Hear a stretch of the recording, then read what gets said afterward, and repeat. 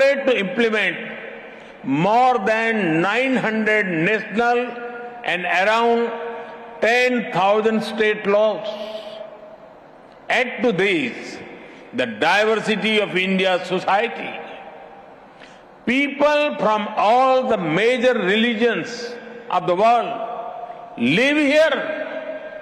There are hundreds of languages and dialects spoken. Massive festivals attract millions of devotees. For example, Kumbh Mela, the largest and longest spiritual mass gathering in the world, had 240 million pilgrims. With all this, our police forces work with respecting the diversity and rights of the people promised by the Constitution. They not only protect the people, but also serve our democracy. Take the scale of India's free, fair and massive elections. Elections involve arrangements for around 900 million electorals. This is close to the population of North and South American continents taken together. About 2.3 million police personnel are deployed to help with the elections. In upholding diversity and democracy, India is a case study for the world. Friends, over the last 99 years, the Interpol has connected police organizations globally across 195 countries. This is despite differences in legal framework system and languages.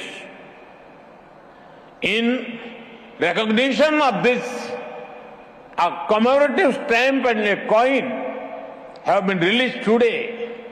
Friends, despite all the past successes, today I want to remind the world about a few things. There are many harmful globalized threats that the world faces. Terrorism, corruption, drug trafficking, poaching, and organized crime. The pace of change of these dangers is faster than earlier. When threats are global, the response cannot be just local. It is time, and it is high time, that the world comes together to defeat these threats. Friends, India has been combating transnational terrorism for several decades. Long before the world woke up to it, we knew the price of safety and security.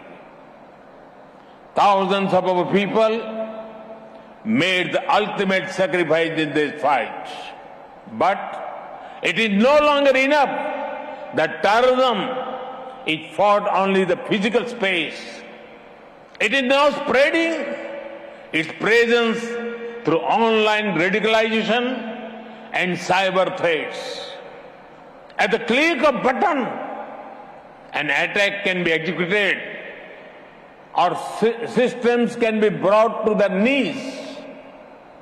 Each nation is working on strategies against them. But what we do within our borders in our longer enough, there is need to further develop international strategies. Establishment of early detection and warning systems, protecting transportation services, security for communication infrastructure, security for critical infrastructure, technical and technological assistance, intelligence agents, many of the things need to be taken to a new level. Friends, some of you may be thinking why I spoke of corruption as a dangerous threat. Corruption and financial crimes have harmed the welfare of the citizens of many countries. The corrupt find a way to park the process of crime in different parts of the world. This money belongs to the citizens of the country from which they have been taken. Often, this has been taken from some of the poorest people in the world. Further, it is such money that is pushed into evil activities. This is one of the major sources of terror funding, from illegal drugs that destroy your life, to human trafficking, from weakening democracies to the sale of illegal arms. This dirty money funds many destructive enterprises. Yes, there are diverse legal and procedural framework to deal with them. However, there is a need for the global community to work even faster to eliminate safe havens. There can be no safe havens for the corrupt terrorists, drug cartels, poaching gangs, or organized crime. Such crimes against people in one place are crimes against everyone, crimes against humanity. Further, this not only harm our present, but also impact our future generations. Police and law enforcement agencies need to devise procedures and protocols to increase cooperation. Interpol can help by speeding up of red corner notices for fugitive offenders. Friends, a safe and secure world is our shared responsibility. When the forces of good cooperate, the forces of crime cannot operate. Friends, before I conclude, I have an appeal to all the guests.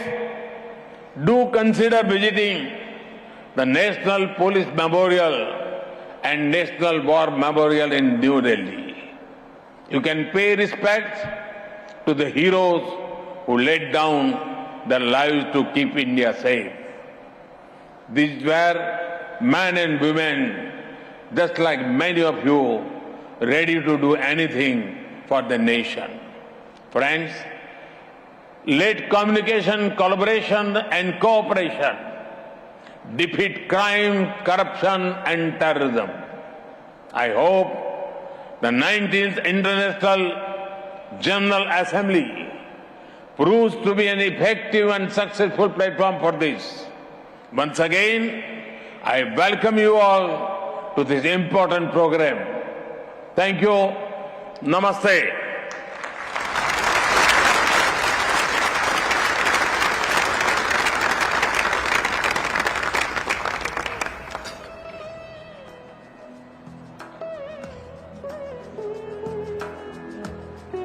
Thank you, Honorable Prime Minister, sir.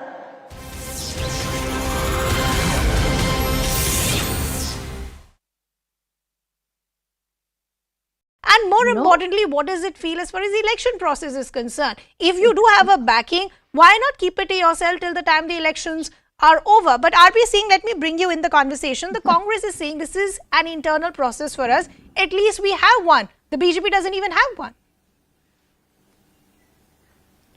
Well, they are not aware of the BJP internal processes. We have elections every 3 years, and then our party president is elected through a process of election from the polling booth to the national level. There's a complete process for that. But yes, they are holding this after almost 24 years. Can you tell us the process? Did I interrupt you? Ma'am, did I hold on? Hold your gun. Hold your gun. Can you please tell us the process? Let the country know. Hold your gun, ma'am. Please. Our process is known to everybody. How about BJP's process, sir? Can you please elaborate? We are not aware of it, but Congress process is aware by everybody. We've been doing press conferences. We've been telling everybody. We're telling our delegates. Can you please tell us how the BJP does that, sir, so that everything is fair and transparent? If you're so bold and so confident, Every 3 years you have election or whatever, you do it. Let us hear it, sir. Okay. Let me RP also Singh. learn. I hope this anarchist attitude which they have got to rub off with Aam Aadmi Party will not happen again. Keep I mean, that I with didn't yourself. Okay, think okay. that Dr. they have Ronika, got- I have Don't limited forget. time. I have to go to the other guests also. RP Singh, quickly. So we have a process, we go through that process and we don't need to make it public. There's a process which happens. But what about the Congress party? Very This is happening after 24 years when there was nothing of this sort cool. happened in last 24 Not years. cool. Stop, cool. anarchism is bad, man. Okay. I mean, you have a rub off of Aam Aadmi Okay. Party. Stop anarchism. I'm Stop going to anarchism. rebut.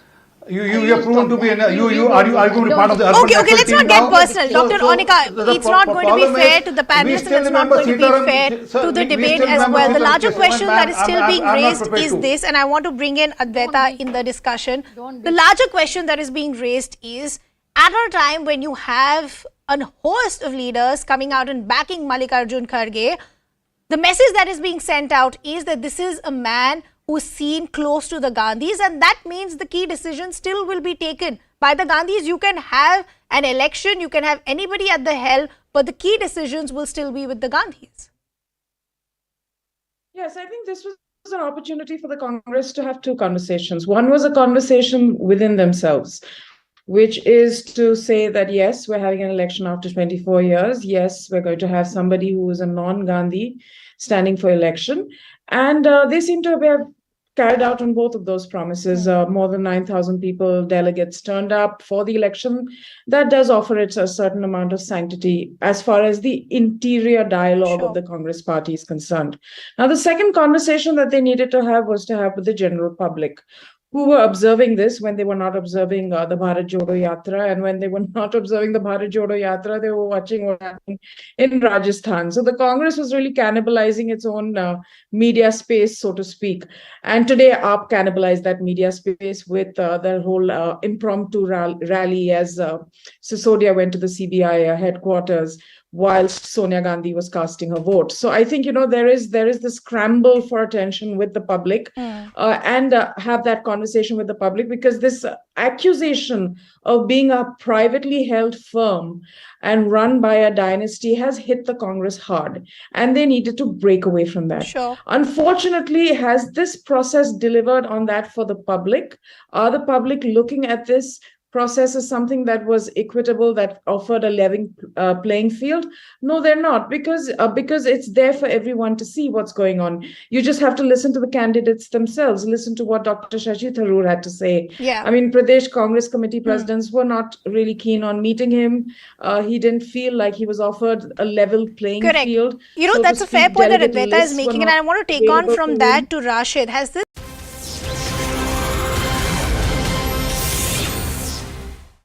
Welcome back. News coming in from the sporting world now, where the secretary of the BCCI has confirmed that India will not be going to Pakistan for the Asia Cup next year. Secretary of the BCCI, Jai Shah, has now confirmed that India will be playing the Asia Cup 2023 at a neutral venue. As far as the schedule of the Asia Cup is concerned, Pakistan is expected to be hosts next year, but India there ruling out Team India travelling to Pakistan for the tournament next year, insisting that it will be held at a neutral venue. Shivani, my colleague, now joins me for more on this. Shivani, this comment coming in from Jai Shah came to the fore after the AGM of the BCCI this afternoon. Yes, given that Jai Shah is the chief of the Asian Cricket Council, under which the Asia Cup will be held, this is a big statement indeed, because it gives you the intent of the ACC chief and President Jai Shah in shifting the Asia Cup out of Pakistan to a neutral venue. Now we know that there's not a full roster of cricket taking place in Pakistan. They play a majority of their home games or home series in the UAE, which is effectively their second home. Given that, it wouldn't be a big surprise if the Asia Cup is indeed moved. The ACC hasn't really confirmed it, but given that Jai Shah is the president of the ACC, it is a big indication coming in that that's a decision that will be made. On India playing in Pakistan, what Jai Shah has said is that, we cannot go and play in Pakistan. That has been the stated position of the BCCI and of the Indian government for a very long time. and that there has been no change in that. So he has of course mentioned that whether India ever plays cricket in Pakistan or not, whether it's Asia Cup or otherwise, the issue of the bilateral series keeps coming up. All of that is still very much in the domain of the government of India. That's not a call that the BCCI can take single-handedly. Absolutely, but as far as playing this particular tournament in Pakistan,